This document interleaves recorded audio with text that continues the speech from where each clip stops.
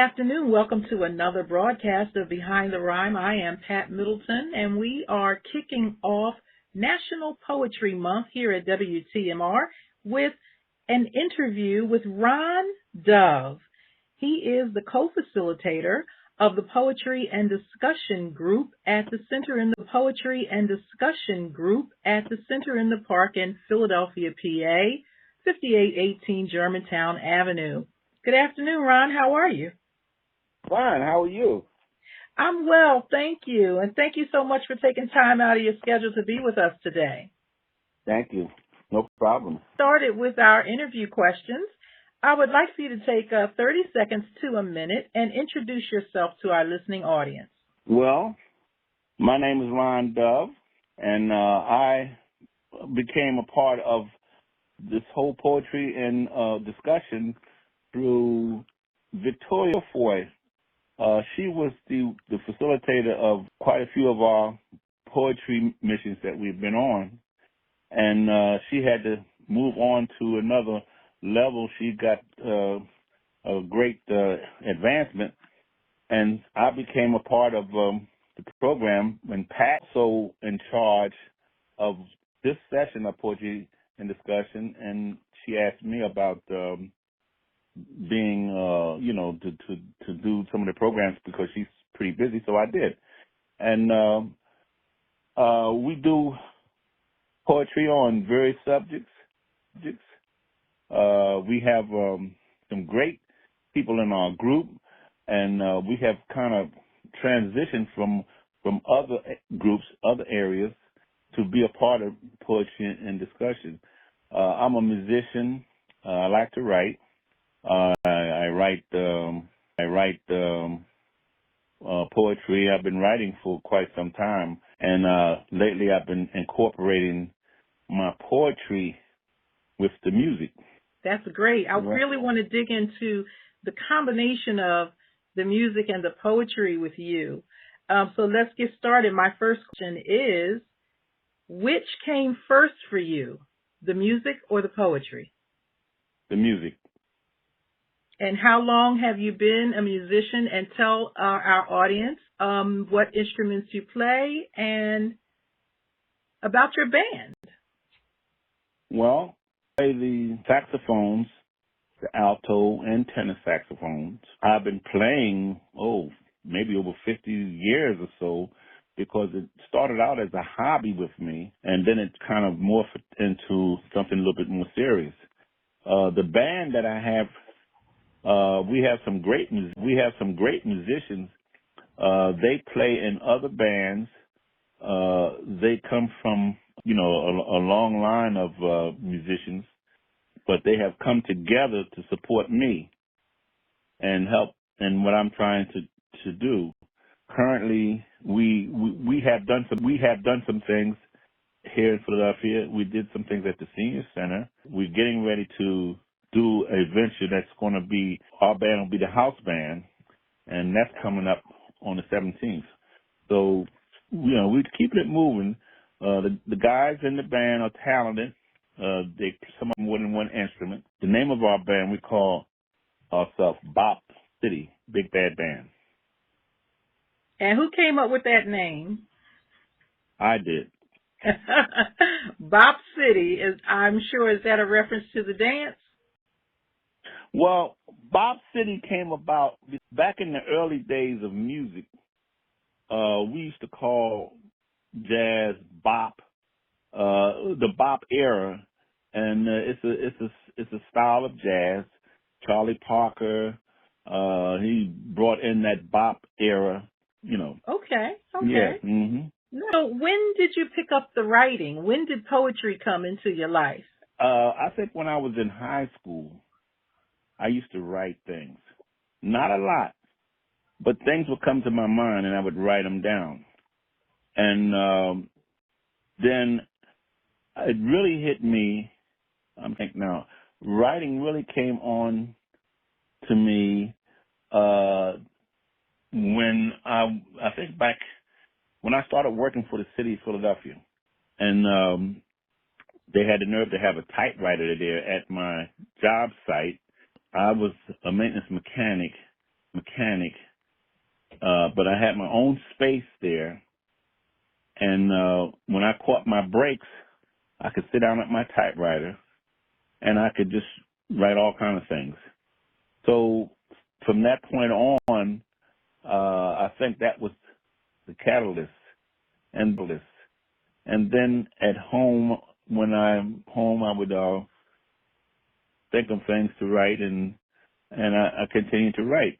But it was just for my own personal use, you know. It wasn't for anybody but myself. And then my daughter, later on down the line, helped me to start a blog. And I didn't even know what a blog was, but I asked them about it, and so they got me started. And then I started writing in my blog, which that was about 2011, I believe. And then it more me becoming a part of the poetry groups, and that really facilitated more writing. So it was a gradual move for me to write. Okay. What was the name of your blog? It's called Ronald's Room. Okay. Room. Okay. Okay. I'll have to check that out. Ronald's Room. Just look for that on Google and you should find it. Ronald'sRoom.blogspot.com. Awesome. Awesome. Well, Ronald, let me continue with these questions, and I have one more, and then we're going to pause and have you share a poem. At one point, you started merging your music and your poetry together. Which comes first, the melody or the words? And then which is easier to do, set music to words or to set words to music? Okay, that's a good question. I think the lyric came first. Okay. The words. I had to think about what I wanted to write about. So I would write out my thoughts or the poem that I would want to do. And then I would add the music. Now, with the band that we have, I have a track of music coming from what we've been doing with the poetry that I wrote, and then I got the band behind it. Now, it was kind of experimental and improvisational because I would recite the poem, and then I would tell them to feel what my words were saying. And so they wanted to know what type of beat or that I wanted, or what kind of feeling, sad or angry or whatever.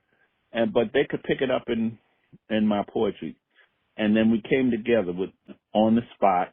They helped me with it by improvising on the poems, which I have now several of them that's on YouTube that's out there.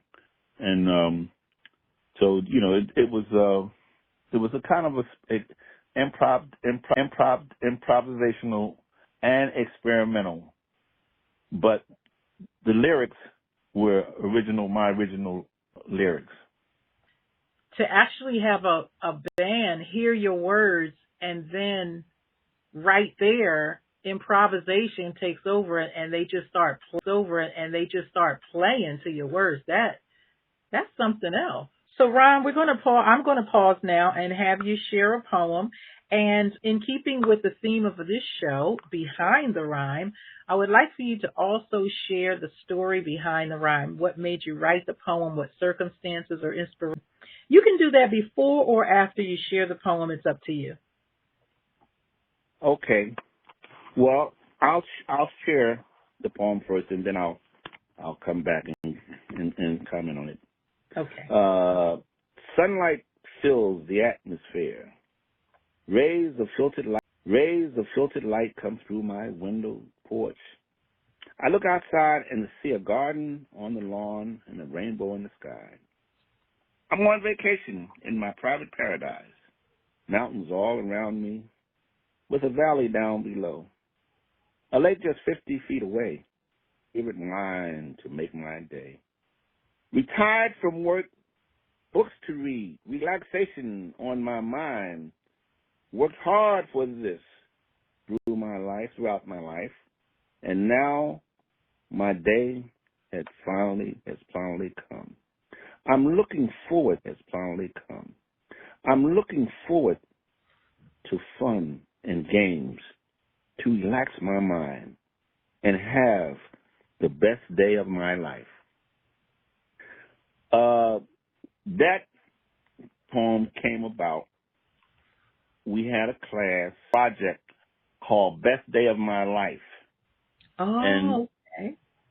Victoria Purefoy, she was the one that got us started in that program, Best Day of Our Life. They also have, it's a national organization out there that's called Best Day. And so we kind of tapped into that, and she got us started based on that organization. The poem that I wrote, I was in the Poconos, and I was looking around, and all of this as far as the sunlight, that was a part of the scene that I experienced when I was in the Poconos. I was on vacation. There was mountains all around us, and we were up high. We looked down. There was a lake not far away from my, and we were up high. We looked down. There was a lake not far away from my cabin where we had canoes. We could go out on the lake, and it was so peaceful and, and calm out there. And this was right after I had retired from my, and I had a lot of time on my hands. I could read, relax. I felt that this is something I deserve because I worked hard, so now should be a time in my life when I could just sit back and enjoy myself. And that was a part of a travel trip that was me and my wife that we took. And so I look forward to, having fun on my vacation time in the Poconos. And then I morphed that into, that was one of the best days of my life. It was very beautiful. I could see the scenery as you were, reciting the poem. It was a very visual poem. What was the title of that? It's called, actually, Rays of Sunlight. Okay, Rays of Sunlight. Nice. Mm-hmm. I found also the website you were just talking about, bestdayofmylifesofar.org, talking about that writing group. That's a nice poetry prompt. Oh, yeah. We have time for you to share another one, Ron, before we go. Okay. Okay, I have one more. Okay. And I'm going to do a little a reversal on this. This poem was written during it was a memory of a time in my life when a buddy of mine, a good friend of mine, went to school together, and we would hang out together. And we only lived about a block apart. And I would go over to his house, and I met his mother and his father to his house, and I met his mother and his father, and we had a lot of fun times together.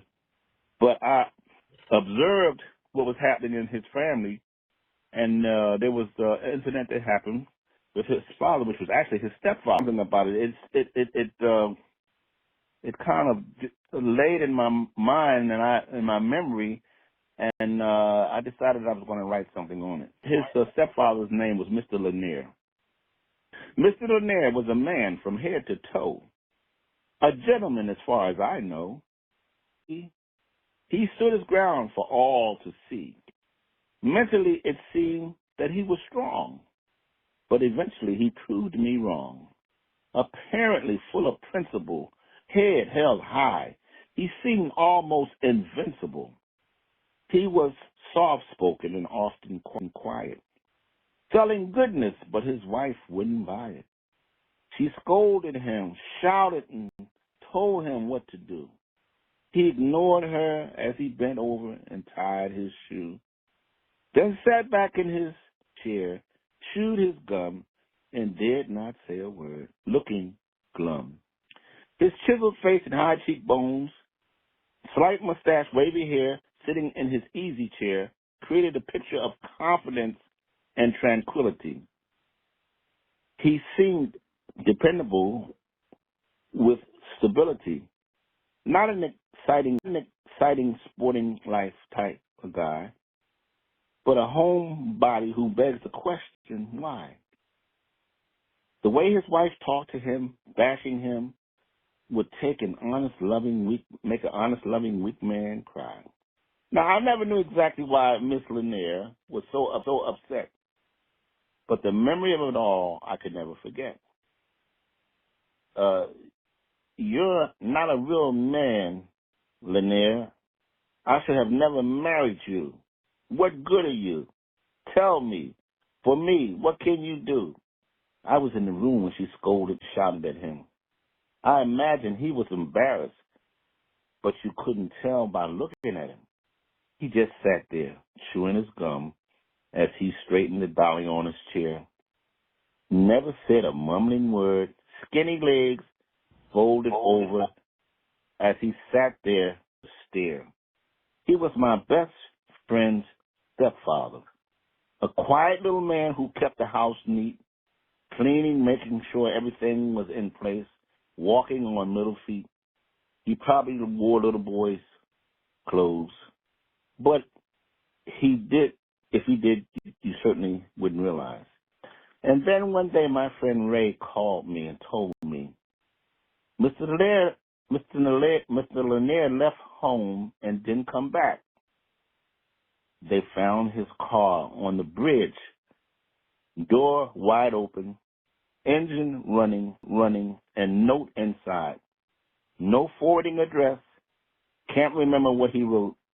All I know is he never came back home again. Mr. Lanier. Now, was that based on a true story? I know the friendship was real. Was the story in the poem also real?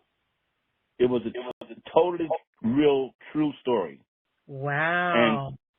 And that was something that stayed in my mind for many, many years. You know, my best friend's father, I'm assuming, committed suicide. And, well, you know, it just left room for your imagination. Yes. And behind me not really knowing what happened, I guess anybody's imagination would be good, you know. Yeah. Wow. I never pushed it beyond the fact that he said there was a note inside the car. So it just left your imagination open. And the fact that this was true, this happened in my lifetime, and something when you that young, at that age, you know, especially if you think it's probably is something close to death, it stays in your mind. Absolutely. You know, the death, it stays in your mind. Absolutely. You know? Absolutely. That leaves an impression.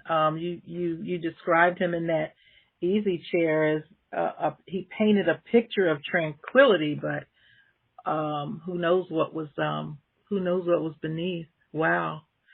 But you're able to write about it. There's things that happen in your life, and some things are so profound, you know, you can't forget. And as I thought about it, I said, you know what, I'm going to write about this because I still remember.